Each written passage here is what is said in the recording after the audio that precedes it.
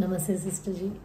Starting ప్రెగ్నెన్సీలో ఎందుకు విపరీతంగా నాజియా వామిటింగ్స్ ఉంటుంది మేడం? వీటికి ఎగ్జాక్ట్గా ఒక రీజన్ అంటూ ఉండదు. మనకి ఎగ్జాక్ట్గా ఎందుకు అన్నదానికి ఆన్సర్ తెలియదు. బట్ ప్రెగ్నెన్సీలో ఏంటంటే ప్రెగ్నెన్సీ హార్మోన్ ఉంటుంది హెచ్సిజీ అని, అది పెరుగుతూ వస్తుంది. అంటే ఫస్ట్ 6 వీక్స్ కంటే 6 వీక్స్ నుండి 12 to 14 వీక్స్ వరకు పెరుగుతూ ఉంటుంది. సో అందుకే సాధారణంగా ప్రెగ్నెన్సీలో ఉన్న వారికి 6 to 7 వీక్స్ అట్లా స్టార్ట్ అయ్యి 14 వీక్స్ వరకు కొంచెం ఎక్కువగా ఉండి దాని తర్వాత తగ్గడం మనం చూస్తూ ఉంటాం. సో ప్రెగ్నెన్సీ హార్మోన్ లెవెల్స్ ఒక కాజ్ అవ్వచ్చు, జెనెటిక్ ఫ్యాక్టర్స్ ఒక రీజన్, ఈస్ట్రోజన్ ఒక హార్మోన్, ఇంకా థైరాయిడ్ హార్మోన్స్ కూడా TSH అని ఉంటాయి. వీటన్నిటి వల్ల కూడా మనం ప్రెగ్నెన్సీలో ఈ నాజియా వామిటింగ్స్ అని చూస్తూ ఉంటాం. ఈ సమస్య ఎవరిలో ఎక్కువగా ఉండటం చూస్తాము మ్యామ్? అంటే ఇదివరకు ప్రెగ్నెన్సీలో కనుక ఇలాగే నాజియా వామిటింగ్స్ ఎక్కువ ఉన్న వాళ్ళకి, ఈ ప్రెగ్నెన్సీలో కవలలు ఉన్న వారికి, ఇంకా రేర్లీ ముత్యాల గర్భం అని కూడా చూస్తూ ఉంటాం, వాళ్ళల్లో కూడా ఎక్కువ ఉండే ఛాన్సెస్ ఉంటాయి. ఇంకా సైకలాజికల్ ఫ్యాక్టర్స్, లైఫ్ స్టైల్ వల్ల కూడా కొంచెం ఎక్కువగానే కనిపిస్తూ ఉంటుంది. ఈ సమస్యకి ఎప్పుడు మెడికల్ హెల్ప్ తీసుకోవాల్సి ఉంటుంది? అంటే వామిటింగ్స్ అయిపోయి అసలు బాడీలో అసలు ఫుడ్ ఏమి రిటర్న్ అవ్వకపోయినా, ఫ్లూయిడ్స్ కూడా తీసుకోలేకపోతున్నా, డీహైడ్రేషన్ సైన్స్ అంటే కళ్ళు లోపలికి వెళ్ళిపోవడాలు, స్కిన్లో టర్గర్ తగ్గిపోయినా కానీ, ఫ్లూయిడ్స్ కూడా తీసుకోలేకపోతున్నా కానీ వెంటనే మెడికల్ హెల్ప్ తీసుకోవాల్సి ఉంటుంది. ఈ సమస్యకు ట్రీట్మెంట్ ఆప్షన్స్ ఏమైనా ఉన్నాయా మేడం? సాధారణంగా మనం ప్రెగ్నెన్సీ వాళ్ళందరికీ ఫస్ట్ ఒక విటమిన్ టైప్ ఆఫ్ టాబ్లెట్ ఇస్తూ ఉంటాము.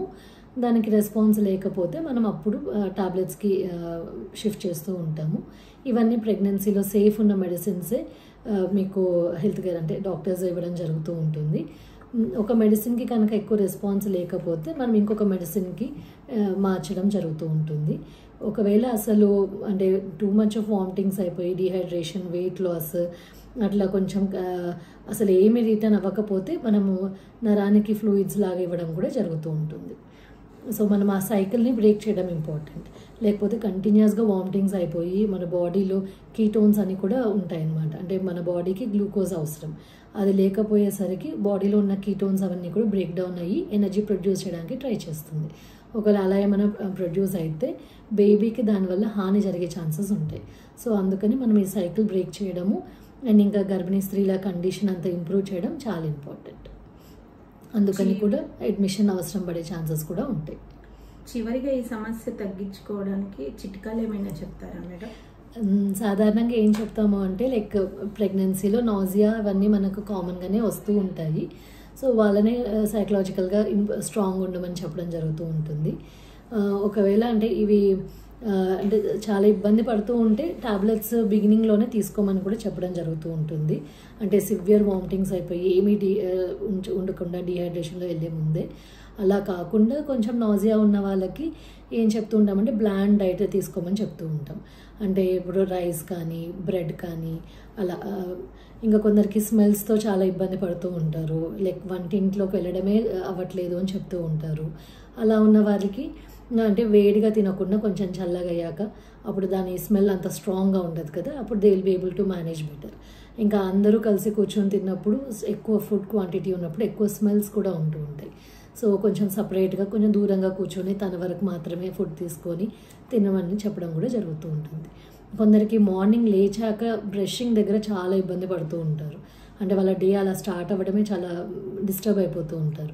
అలాంటి వాళ్ళకి ముందు రోజు రాత్రి బ్రష్ చేసుకొని మార్నింగ్ లేచాక ఒక బ్రెడ్ స్లైస్ విత్ జామ్ అట్లా తీసుకొని, అంటే ఏమీ బాడీలో రిటర్న్ అవ్వనప్పుడు ఏదో కొద్దిగా ఉంటే బెటర్ కాబట్టి అలా ఇలాంటి ఆప్షన్స్ కూడా ఇస్తూ ఉంటాం.